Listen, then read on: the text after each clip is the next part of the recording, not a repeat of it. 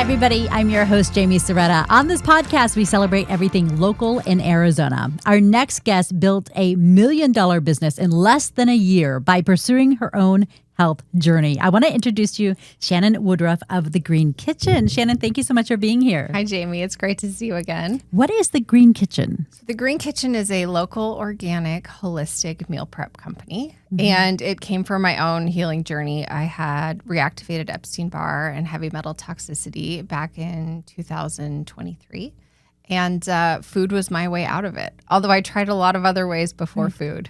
Because, tell me again what happened, what was reactivated? So Epstein-Barr virus. Yeah. So I had COVID back in 2021 and 2022 and felt better, but never really felt like myself. And then as the months drag on, I began to feel worse and worse mentally. So I had chronic fatigue, anxiety like I've never experienced, depression so bad that I was worried I was not safe with myself. Yeah. And I tried all sorts of things. I did. To fix the problem. Yep. Like what? We did. First of all, I started working with a naturopath, and I said, something is wrong with me, right? Like I don't feel like myself. And I'm not opposed to an antidepressant or an SSRI, but I wanted to get a full picture. So I took, first of all, I burnt out. I was co-founder of a tech startup at the time. And I said to my co-founder, like, I need to take some time off. Something has to give or it's going to be me. Right. And so I pushed pause on all the things that were not critical in my life. And that included working because I just couldn't. And so I started working with a naturopath and I said, I want to understand what's happening in my body. So we tested my thyroids, hormones, neurotransmitters, allergens, mold, anything I could be exposed to that was causing me to feel just unalive inside. And it took about 6 months of us running different tests and trying different things until she said, let's run this another panel. And it was a virus panel, and it showed that I had levels of Epstein-Barr virus over 500. Most of us, 99% of the population has Epstein-Barr virus. It's incredibly common, but our levels are under 30. And so I was walking around with this very high, I was under a viral attack. And the three things that fuel Epstein-Barr are heavy metals, stress, and eggs. Oh my gosh.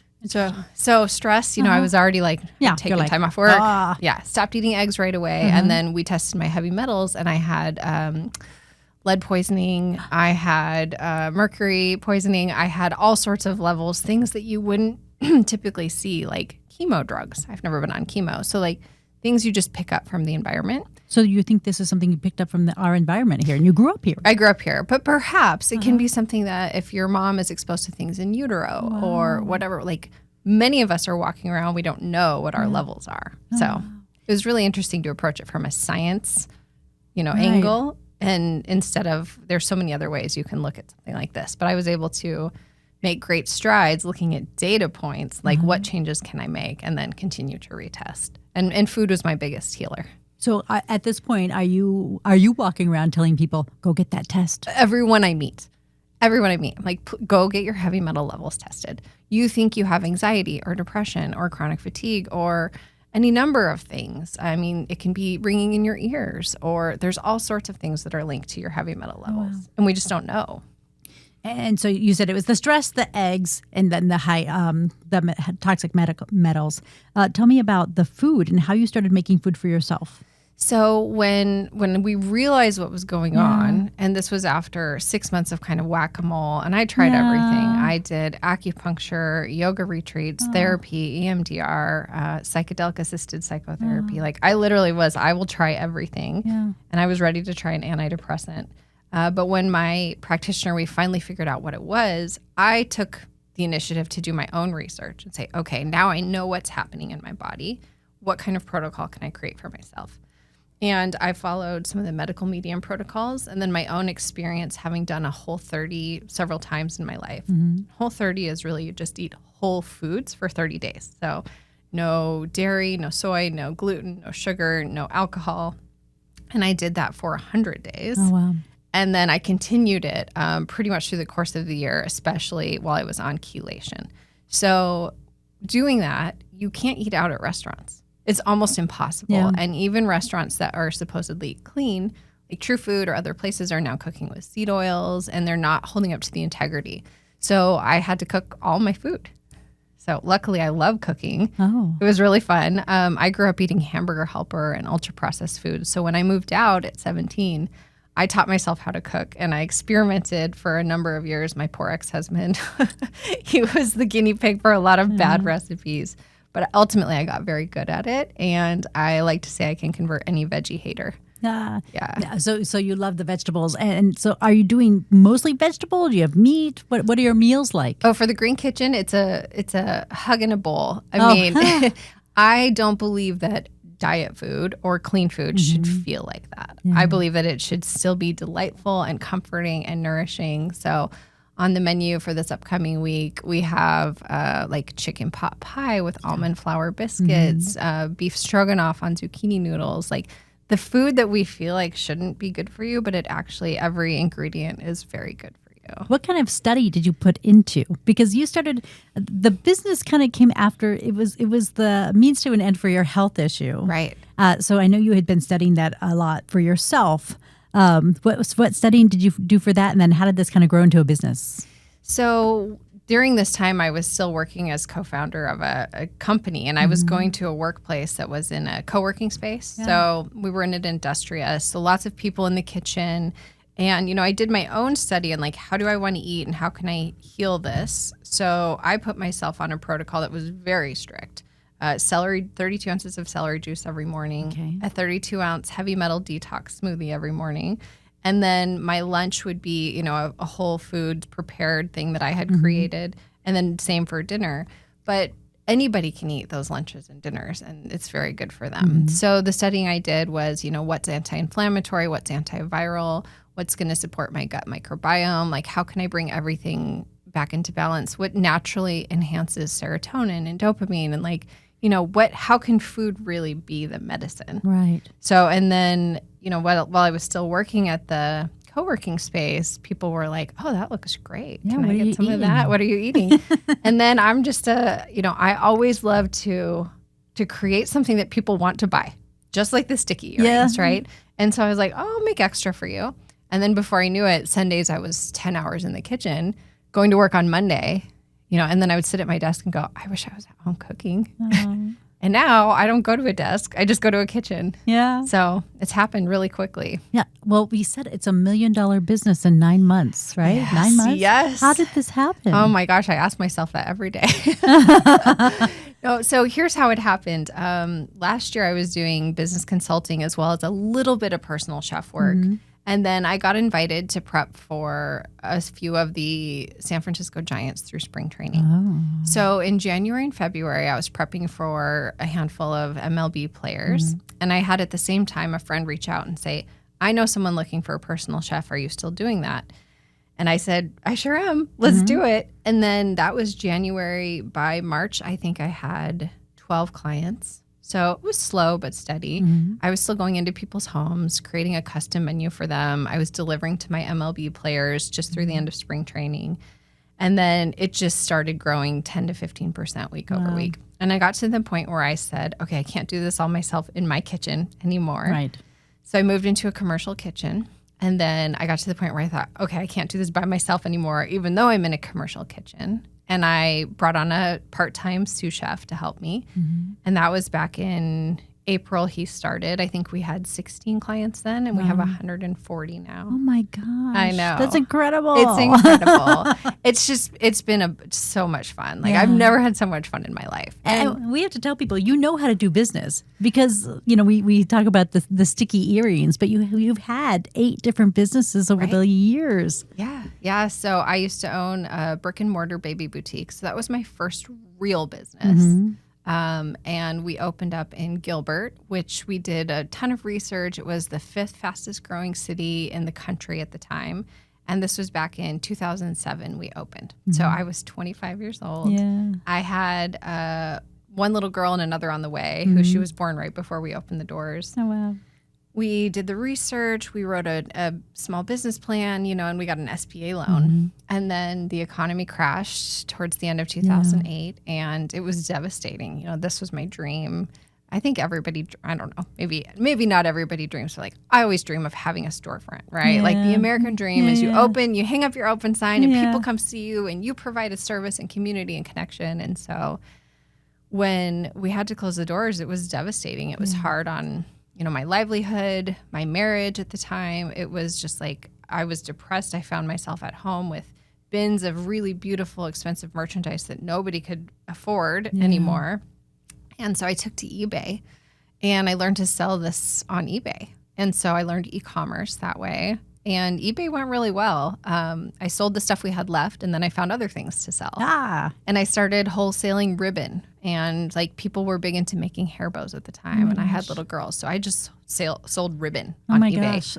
Yeah. How interesting. And See, this is what a business owner would do. The entrepreneurial mind. Yeah. So I was like, okay, this is working. What else can I do here? And then my ex-husband got me a sewing machine one year for Christmas. And I had learned how to sew. I've always been a creative.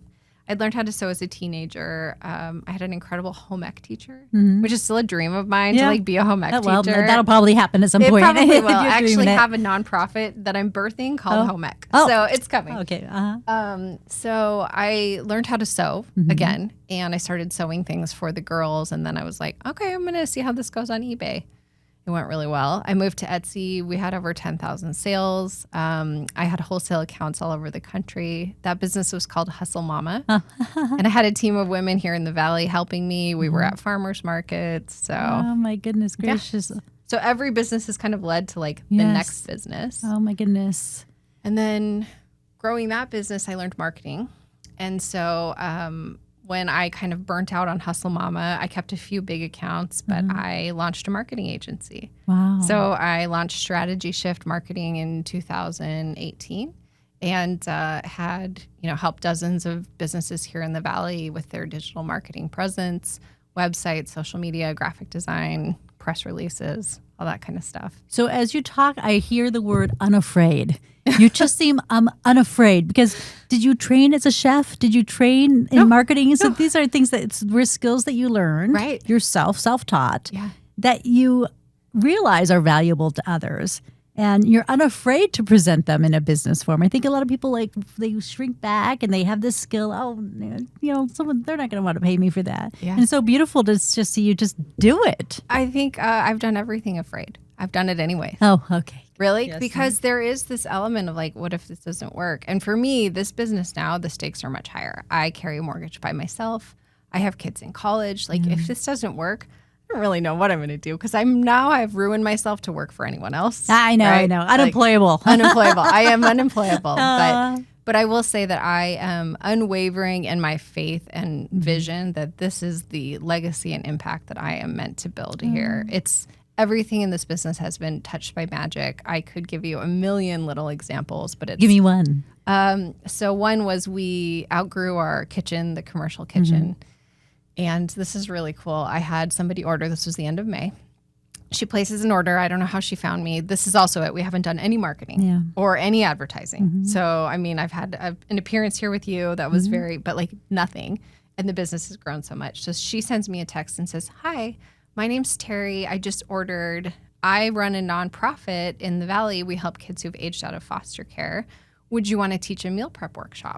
And I said, "I would absolutely love to." She goes, "Okay, well, the nonprofit is called Thrive AZ. And we actually have this commercial kitchen on our property that we're not using. Do you want to come check it out?" Yes. And I moved in a week later. Oh my gosh. It has been a series of those incredible things. And so we now operate out of the most beautiful little vintage commercial kitchen at 73rd Avenue in Thunderbird. And because of that, I've been able to employ some of the kids, the Thrive kids, other kids on the property, support the business. They help me with deliveries or packaging, et cetera. So it's like the business has a heartbeat of its own. And then you must feel alignment with purpose and serving others, and that I get weepy-eyed. No, because it aligns so beautifully. And I think in life we sometimes go through these struggling times, like struggling with your health. Yeah. And then when you're in alignment and finally get into that good place, whatever that looks like, sometimes you feel like, oh, this is my purpose here. Yeah, absolutely. I spoke at GCU last week, and I had several of the students reach out to me after and say, "My mom has Epstein-Barr, or I have celiac, or I have this." And I didn't know that there was a solution like this. And like, I have clients text me and say, my endometriosis is better. My PCOS is in remission. And it's like, okay, I'm just doing what helped me. Right. But then I'm also providing opportunity and income and connection and a place to feel seen and heard as you're going through these struggles. So and an easy way for people to remedy themselves, because I'm no chef and I do not want to spend time in the kitchen. Yeah. And I can order a single meal from you. Right. And that you've already done the research. Yeah. You've done all that information and digging. You already have, I don't know, 30 more meals you're making. So when I order, it's nice that I get to have all that done and then delivered, and then I have kind of health delivered to my door. Right. That's it. That's what I say. I'm not selling food. I'm selling like transformation. It's health. Right. Oh my gosh. So. Well, that must feel so good, especially I think that people know that I've been through multiple health journeys since I've been back home, and it can be so frustrating. Yeah. And then when you find that answer that works for you, you just want to shout it from the rooftop. Right. I know. And you really do. And like, I'll tell anyone here to start with food, start with celery juice, start with looking at what's happening in your body. Yeah. And I think for so many people now, there's different diagnoses, but are you really looking at what's happening in the body? Your viral and toxin loads or not? It's, I have this, or I have an eczema, or I have this, but like, okay, test what's happening here. Yeah. I've become a strong believer in my body's own ability to heal. Yeah. And like you said, maybe it's something that doesn't need to be added, right? But something that needs to be eliminated that is causing the issue. And then you can find clarity there.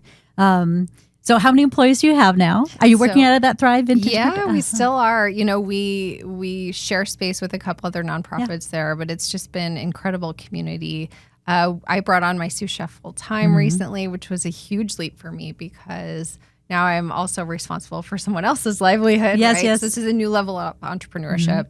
We have a team of 8 now. So I have varying delivery drivers, packaging coordinators, my assistant, she's incredible, but it's been so fun. And people come to work at the Green Kitchen for a couple hours, and then the next week they're back 6 hours, and then the next week they're like, hey, do you need me 2 days next week? And so it's really fun to see that the vibe and the connection in the kitchen, like we make the food with love. Yeah. We read quotes about how, what you're creating with your hands, and one bite can transport you to your grandma's kitchen when you were a kid, or, this trip you took to Italy, and like, how can we bring magic into the food we're making? With healthy food as well. Right. Yeah. That's really important too. Yeah. I know you had mentioned the nonprofit. Yeah. Let's talk about the nonprofit. Do you mind? No, not at all. What's going on with that? So my nonprofit? Yes, your nonprofit. Yeah, so did you start it yet? Or not yet. It's in the infancy stages. So but I'm also the type, like, as soon as I just say, okay, we're doing it, it's done. Clearly. So who knows? By the time I this get comes that out, about you. it could be done. Yeah. So the nonprofit is, I grew up, I didn't know how to cook. Yeah. So my mom worked several jobs. My dad was pretty unavailable as a father. So I didn't know how to cook. I didn't know how to balance a checkbook. I learned how to sew and home ec, but I look at these kids who are missing basic life skills. And so how can we just prepare them for successful adulthood? So my girls, they know how to cook, obviously. They know how to do other basic things, but how can we equip young people who either maybe they do have parents, but don't have the ability to learn these things? So you're put right in the right place aren't you working with kids who had aged out of foster care? Yeah, absolutely. So we're teaching a meal prep workshop this week actually for them, just to give them, cooking basics. But it's not just that. It's like, how do I change the air filter? And in my AC vent, there's so many things, so it's really like basic life skills. Yeah. And so important at any age. I think there's still those things that stump you. Yeah. And it's funny how frustrated and helpless you can feel. Right. And it's nice to have a place that has some information for you and a place to turn with that. And you love giving out and creating a formula for information, because tell me about this PDF. That you have. So, I'm a fast learner, but obviously I like a deliverer too. Yeah. So I built a PDF that's everything I did this year to grow this business. And it's It's $27. You can buy it, but it's basically how to launch a personal chef business in what you need in the state of Arizona. But you could apply it in any other state. There's things you need, like, you need an LLC, you need certain insurance, you do need to be covered in certain ways.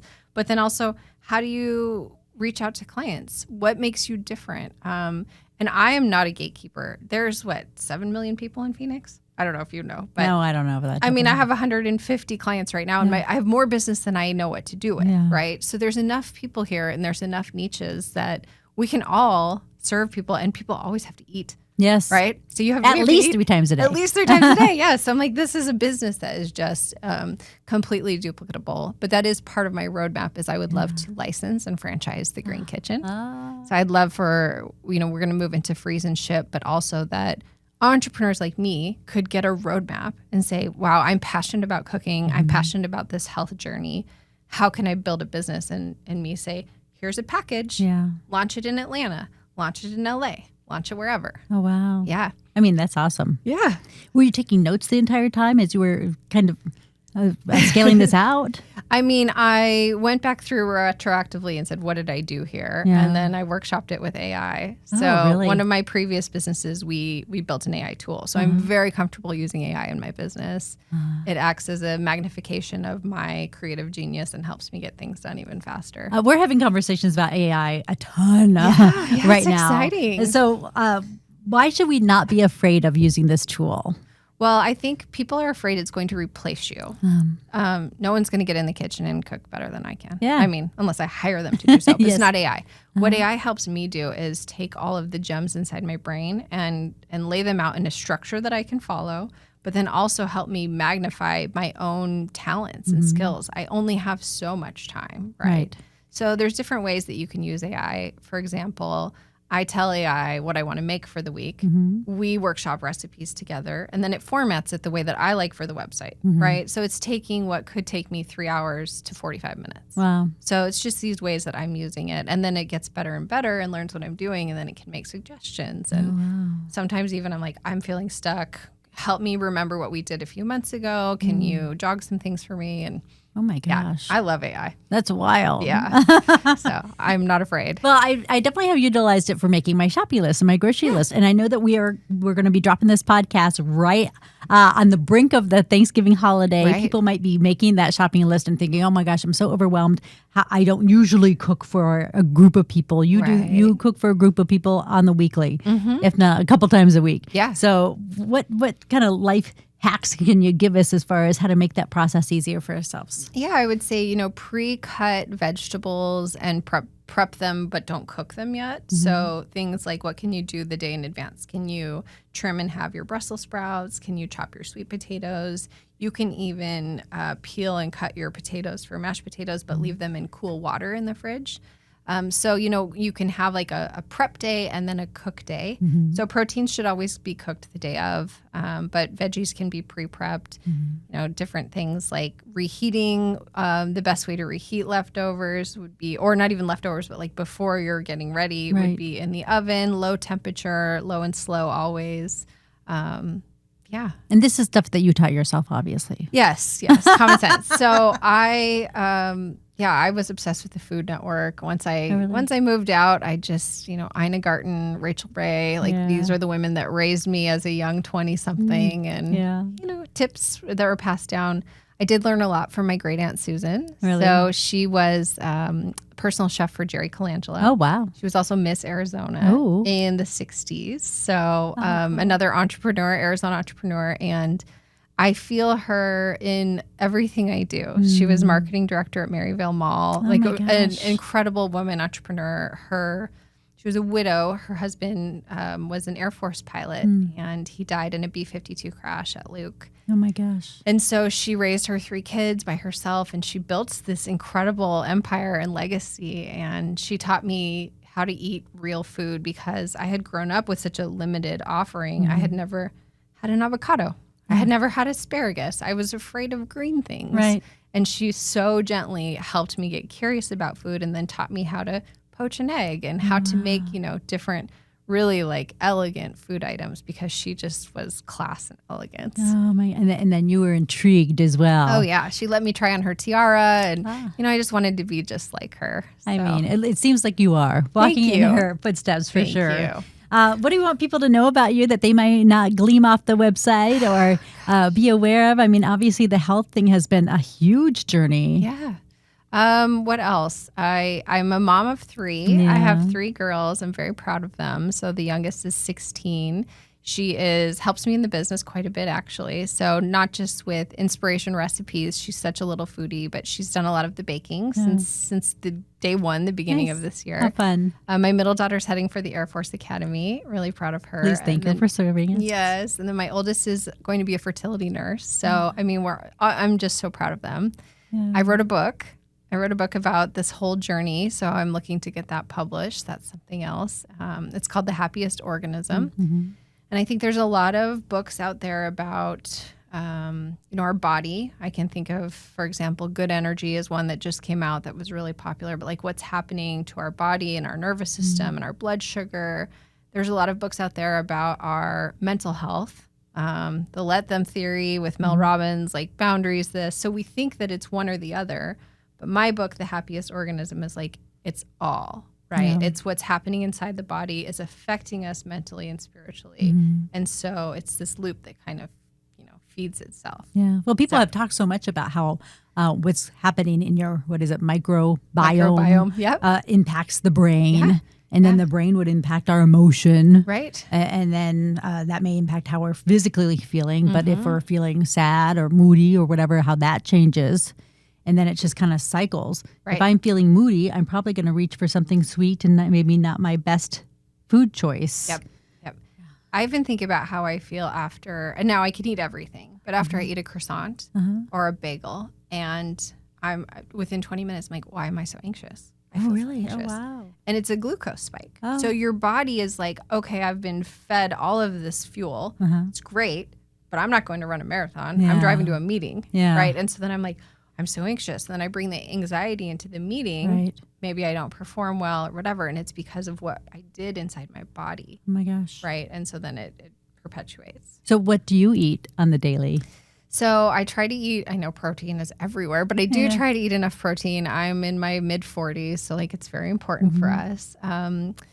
Typically, I like to we'll eat a whole grain English muffin with 2 of the Trader Joe's chicken sausages, which are super clean and delicious. Maybe one of their little hash brown patties, and I'll air fry that in the morning. That's a breakfast I really like.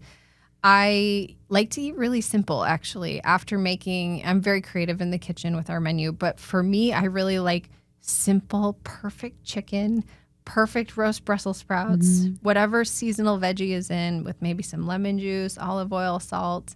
I love sauces. We love sauces. So a lemon tahini, a fresh chimichurri.